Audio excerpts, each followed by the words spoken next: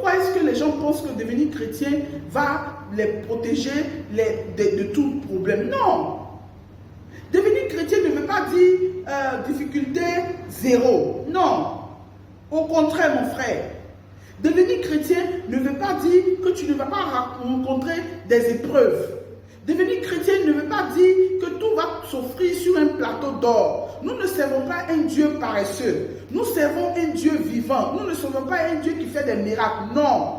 Il fait des miracles, oui, mais je veux dire, pas comme Papa Noël le fait. Tu dors, tu te réveilles, tout est là, tes cadeaux sont là. Non, non, non, non, non, non. Il veut que tu travailles pour mériter ce que tu as. Parce que le Dieu que nous servons est juste. Si toi tu es paresseux, tu ne fais rien et tu obtiens tout, pendant que l'autre il lutte pour survivre, il va obtenir les mêmes choses que toi. Ce n'est pas juste. Ce n'est pas juste.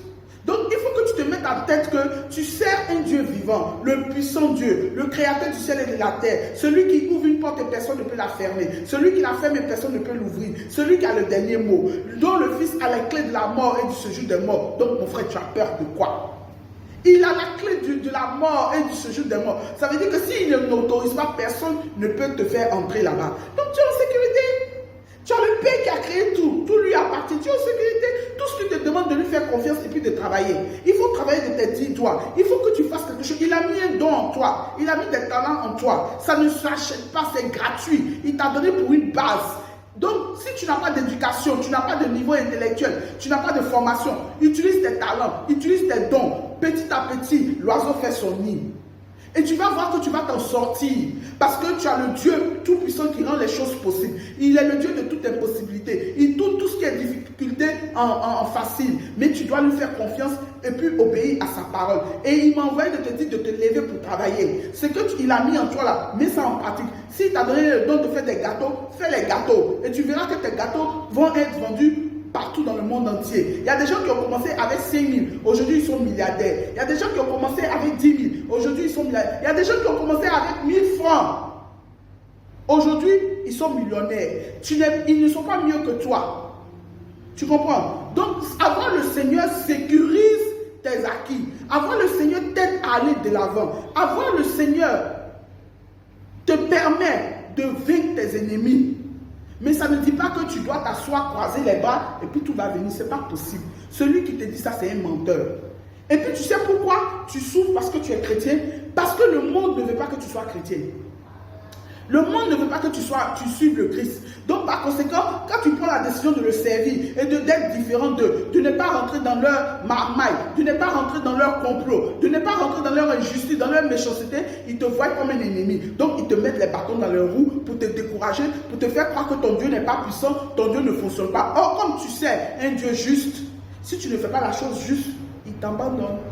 Voilà la réalité. C'est eux qui nous créent des problèmes. Sinon, ce n'est pas parce qu'on sait qu'on a des problèmes. C'est le monde qui nous crée des problèmes. Parce que le monde nous envie. Le monde sait que nous suivons le véritable sauveur. Le monde sait que nous suivons celui-là qui est le vainqueur. Parce qu'il dit, j'ai conquis le monde.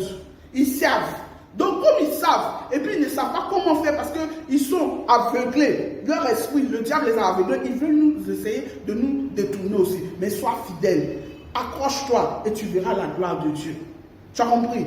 Donc, ne crois pas. Il faut t'élever. Il faut t'élever. S'il te plaît. Là où tu te trouves là, il y a quelque chose qui a été créé pour toi. Même dans toutes les difficultés, il y a quelque chose. Même si on vit une récession, même si on vit une économie difficile, même s'il y a des pandémies, même s'il y a des difficultés à ne point finir, pour toi va sortir, comme le dit les Ivoiriens. Alright? Donc, accroche-toi, lève-toi et mets-toi au travail. Fais ce que tu es en train de faire. Le petit talent que tu es en train de mettre en pratique et puis les gens se moquent de toi. Il ne faut même pas les écouter. Ils sont limités.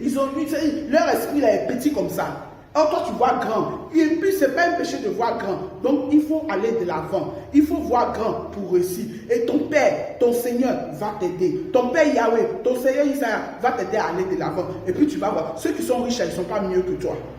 D'accord? Tu as tout dans ta main, mais il veut que tu fasses le premier pas pour qu'il t'accompagne. Comme il a fait avec les enfants d'Israël.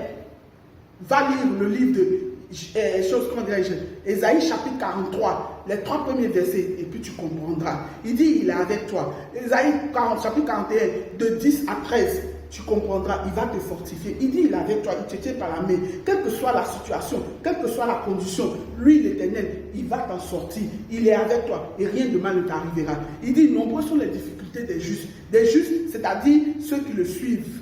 Dans Psaume chapitre 4, verset 19. Mais lui, l'Éternel Yahweh, il te sort de tout. Donc ne pense pas que devenir chrétien est quelque chose d'aussi simple. Non. C'est simple par les pratiques. C'est simple parce qu'il nous dit, mais le monde rend tout difficile parce que le monde est à nos trousses. Le monde est à notre dos. Le monde ne va pas arrêter de nous persécuter. C'est pour cela que Isaïe dit dans Jean chapitre 15, verset 22.